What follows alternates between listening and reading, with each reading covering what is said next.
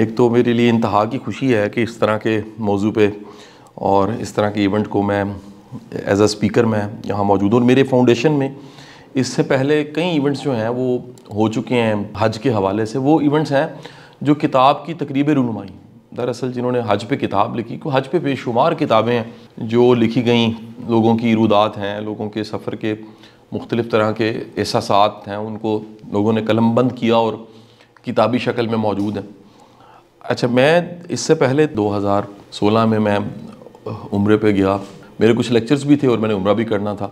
दूसरी बार मैं जा रहा था यूके, तो पहले मैंने उम्रा किया, अली अब्बास साहब मेरे साथ। उसके बाद फिर मुझे मौका मिला, मेरे बड़ा ही करीबी दोस्त है अब्दुल सलाम, वो hassle mobile and 9D technology software house है ऐप्स और गेम्स बनाने का।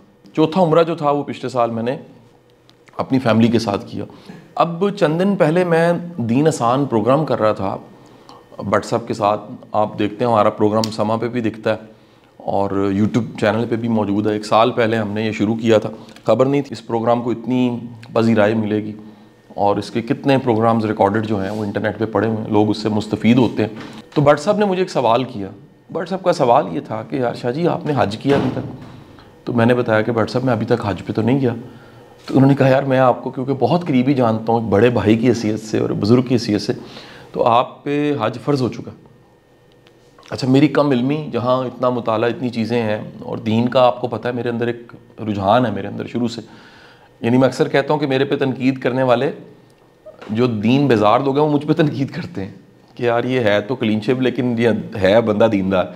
दीनदार तबका भी हर तरह के मकतबा फ़िक्र मुझसे बड़ा प्यार करते हैं। चंद लम्हे पहले तारिक जमील साहब से मेरी बात हो रही थी, भट्ट साहब को कॉल आई तो मैंने भी सलाम पेश करना था, बड़ी मोहब्बत कर। तो भट्ट साहब ने जब ये बात कही तो भट्ट साहब को मैंने दोबारा कहा जी भट्ट साहब वाकई पक्की बात। उनका जी आपके हाल अहवाल से मैं वाकिफ़ हूँ, तो आप एक खुशहाल इंसान है, अल्लाह ने आपको हर तरह की आसानियाँ दी हैं, तो आप इसको लेट ना करें। और कहीं उन्होंने हदीस सुनाई अल्लाह के रसूल सल्लल्लाहु अलैहि वसल्लम की। मुझे उसी वक्त ख्याल आया कि यार ये जिस तरह मुझ पर फ़र्ज़ हो चुका है, इस तरह बड़ी दुनिया ऐसी होगी अपनी सिर्फ लाइल्मी की वजह से उन पर हज फ़र्ज़ हो चुका होगा और वो हज नहीं कर रहे होंगे। तो भट्ट साहब के साथ मैंने कन्वर्सेशन करते करते भट्ट साहब ने कहा मेरी बात सुने, आप नियत कर लें। मैं कहा नहीं भट्ट साहब मैं शायद इस साल जाऊँ। उन्होंने कहा नहीं, आप इस साल ही जाएँ और नियत कर लें। मैंने कहा जी मैं अपना स्केड्यूल देख लूँ, प्लानिंग कर दूँ। उन्होंने कहा नहीं, अब आप नियत कर लें, अल्लाह उसके असबाब और उसका तरीक़ाकार वो सब चीज़ें खुद ही आपके सामने रख देगा। अच्छा, उसके चंद दिन बाद मैं कराची में था, तो एक पाकिस्तान का बहुत बड़ा ग्रुप है, मैं अभी नाम नहीं ले रहा उनका, तो वो हज पे लेके जाते हैं और अमंग दी वो टॉप काउंट होता है। उन्होंने मुझे कहा कि जी आप हज पे, मैं कहा जी मैं नहीं गया, मैं जाना चाहता हूँ। उन्होंने कहा जी हमारे साथ चलें। तो मैंने कहा जी ठीक हो गया, वादा नहीं मैं करता, मैं आपको बताऊँगा। अच्छा, उससे चंद दिन बाद ही मेरे बड़े ही प्यारे छोटे भाइयों की तरह दोस्त आफ्ताब भाई ने इवेंट रखा हुआ था और उनका सॉफ्टवेयर हाउस है वो बड़ा फेमस है। मैं उस इवेंट पे गया, वहाँ मेरी तकरीर भी थी और आफ्ताब भाई से पहले एक गायबाना किस्म का ताल्लुक था, लेकिन उस दिन बड़ी कुर्बत हुई हमारी। जब मैं जा रहा था तो मेरी मुलाकात जो है वो सदाकत भाई से हुई पार्किंग पे। उन्होंने बताया कि जी मैं आफ्ताब से मैं बड़ा हूँ और मैं हज उम्रे का काम करता हूँ। मैंने कहा जी हज? अच्छा हज मेरे फ़ोन ना हज बार बार मुझे ऐसे लगने पड़ा कि हज का वर्ड जो है ना वो जहाँ आएगा ना मैं रुक जाता था। मैं कहा हज? तो उन्होंने कहा जी मैंने तो आपके टीम को भी कहा था कि सर ने अगर हज करना, उन्होंने कहा जी हज तो करना है लेकिन फ़ैसला वो खुद करेंगे जाना किधर है, कैसे जाना है, किसके साथ जाना है। तो मैंने सदाकत भाई को कहा जी मैं इस साल जाना चाहता हूँ, लेकिन ये है कि मैं आपके साथ बैठ के डिटेल से डिस्कस करूँगा कि मैं क्या चाहता हूँ। तो आइंदा दिनों में फिर हमारी मुलाकात हुई और इस साल अल्हम्दुलिल्लाह मैंने नियत भी कर ली और मैं और मेरी मिसेज़ इंशाल्लाह इस साल हम हज पे जाएंगे। अब वो हम सदाकत भाई के ग्रुप के साथ जा रहे हैं तो एक तो इस सारी बातचीत से ये बताना भी मकसूद था कि वो तमाम जो हज करने वाले, क्योंकि दिन थोड़े मेरे हाल है इस वक्त, कब तक लास्ट डेट है जी? तो 14 फ़रवरी तक जो है वो ज्वाइन कर सकते हैं, ऐसी है जी। तो ये दरअसल कह लीजिए इस साल हज तो अल्लाह के लिए है, लेकिन ना संगत का बड़ा रोल होता है जी। यानी मैं कई लोगों को जानता हूँ, वो बिलखसूस कई ऐसे पाकिस्तान के ग्रुप्स हैं जो सेलिब्रिटीज़ को लेके जाते हैं, तो वो उनको ज्वाइन करते हैं। तो अल्लाह के लिए हज है, लेकिन एक कंपनी संगत सीखने सिखाने का मौका बन जाता है। आपको शायद याद होगा कि ज़माने में मैंने टूर स्टार्ट किए, पूरा जहाज़ भर के मैं उज़्बेकिस्तान, तुर्की, मिस्र, मुख्तलिफ मुल्कों में लेके जाता था। अब मेरे लिए मुमकिन नहीं रहा वैसे, और हमारे कई दोस्त ये काम भी कर रहे हैं, मेरे देखा देखी भी कर रहे हैं। लेकिन मैं ट्रैवल बहुत करता हूँ, पिछले साल मैं 14 दफ़ा मुल्क से बाहर गया हूँ, सिर्फ 2024 में। तो मैं 6, 7, 8 से बड़ा ग्रुप नहीं लेके जा सकता, वो एक अलग मेरा कॉन्सेप्ट है। जिनसे मैंने माजरत की ना वो नाराज़ हो गए मुझसे तो उन्होंने कहा जी चलें आप हज हमारे साथ ना करें, लेकिन ये जो आपका इंटरनेशनल टूर्स वाला है क्लब बना हुआ, इसका हमें भी मेंबर बना लें और नेक्स्ट आप तुर्की लेके जाएं लोगों को, पूनिया जो है जलालुद्दीन रूमी के शहर में।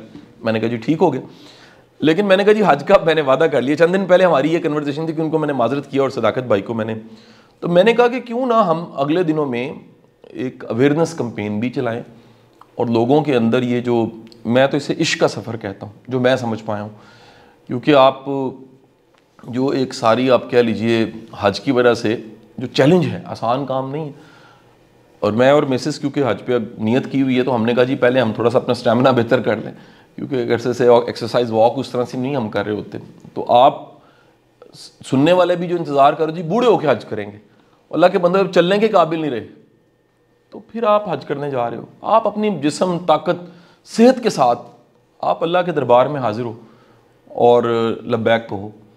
तो ये एक वजह मैं अब दुनियादारी की वजूहात बता देता हूँ कि मैंने सदाकत साहब के ग्रुप को क्यों चूज़ किया।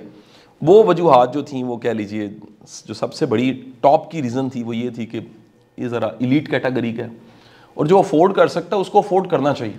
ये याद रखिएगा कि हम लोग ना वहाँ पैसे बचा लेते हैं जहाँ लगाने होते हैं।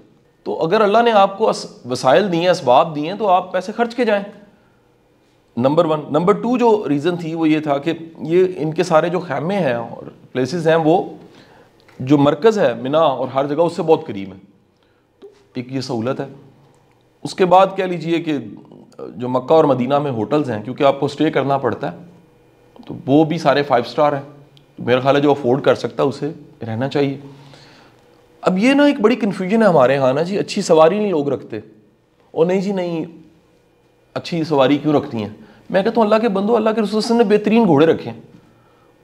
मैं कल एक जगह पे मैं गया सर, फौज का स्टेशन था, तो वहाँ पर जो तलवार पड़ी हुई थी वो तलवार थी, उसका उन्होंने वो रेप्लिका बनाया हुआ था, तो सरकार दो आलम की तलवार थी और वो हज़रत अली करमल्लाहु वजहहू को आपने दी। तो जब वो उन्होंने कहा जी आप ज़रा उठा के देखें, अब रेप्लिका का एक वज़न था, उन्होंने कहा जी ये वज़न से ज़्यादा वज़न उस तलवार का था। तो बेहतरीन हथियार रखे, बेहतरीन सवारियाँ रखी, उन सवारियों के नाम थे। मौलाना तारिक जमील साहब का एक बाकायदा लेक्चर मैंने सुना कि उस घोड़े का, उन घोड़ों के, ऊँटों के भी नाम थे जिन पे आपने सवारी की है, और उनका मफहूम, किसी का हवा में उड़ने वाला, किसी का पानी की तरह बहने वाला, ऐसे करके नाम थे। तो यानी वो जो बर्क़ की तेज़ी है उससे नाम जुड़ते थे। तो हम लोग यहाँ ज़िंदगी में सेव कर लेते हैं। फिर सबसे बढ़ के आप जब ट्रैवल कर रहे होते हैं तो आपको स्टाफ के साथ वास्ता पड़ता है। अगर वो ट्रेंड ना हो, वो एजुकेटेड ना हो, वो ना जानते हो, तो आप अपने लिए बड़े मसले पैदा कर लेते हैं। तो ये भी सहूलत है। फिर सबसे बढ़ के हम सब जो पाकिस्तानी है ना, चाइना से चाइनीज़ खाना जब यहाँ आया ना तो वो पाकिस्तानी हो गया। इटली से पिज़्ज़ा चल के आया यहाँ, हमारा पिज़्ज़ा और इटली के पिज़्ज़ा आप खा के देखें, ज़मीन आसमान का फ़र्क है। हमारा पिज़्ज़ा कुछ हो रहा है, हम पाकिस्तानी कर लेते हैं। तो हमें बाहर जा के भी ना हमें अपना खाना चाहिए होता है। मैं चंद दिन पहले श्रीलंका में था, तो हम ढूंढ के जहाँ से कोई अपना खाना मिल सकता है ना, वैसे जैसे होते हैं ना बिल्कुल भूखे हुए होते हैं कि जनाब अपना खाना खाया नहीं जाता ना जी, जायके का बड़ा फ़र्क है। तो ये एक बड़ी सहूलत है। फिर सबसे बढ़ के अब ट्रांसपोर्टेशन जो है, गर्मी होनी है, इस साल जून में आ रहा है, मई का एंड है, जून का स्टार्ट, तो वो सारा जो हज है वो एयर कंडीशन बसेस में आसानी आपके लिए हो गई जी। फिर सबसे बढ़ के जितनी ज़ियारतें हैं, अब ये मेरा मिसिंग एरिया जी। मैं फिर सोचता हूँ, कभी कभी शर्मिंदा भी होता हूँ कि यार जहाँ 2 दर्जन से ज़्यादा मुल्क देख लिए और कैसे कैसे एडवेंचर किए हैं। मतलब इस साल के मेरे 10 नए टारगेट्स हैं, 10 नए मुल्क देखने। तो उसमें इटली की एक जगह है सरदीनिया, जहाँ पे 100 साल लोगों की उम्र, वो भी गोल में शामिल है।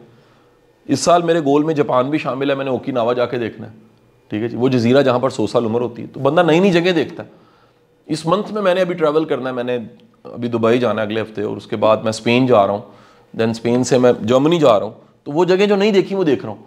तो बंदा खाना खुदा में जाए, अल्लाह और अल्लाह के रसूल की सारी ज़मीन है मक्का मदीना, वहाँ जाए और ज़ियारतें ना कर सके, तो वो एक बड़ी बेसिक मैंने ज़ियारतें सारी की होंगी। लेकिन मैं इन डिटेल, मेरी बड़ी ख्वाहिश थी कि मैं ग्रुप के साथ, और सबसे बढ़ के वहाँ जाने के बाद दिल करता है यार, जब दिल करे आपको व्हीकल मिले और आप हरम में चले जाएँ, आप काबा चले जाएँ, आप मदीना शरीफ में हैं तो रोज़ा रसूल पे चले जाएँ, तो ये भी एक सहूलत है।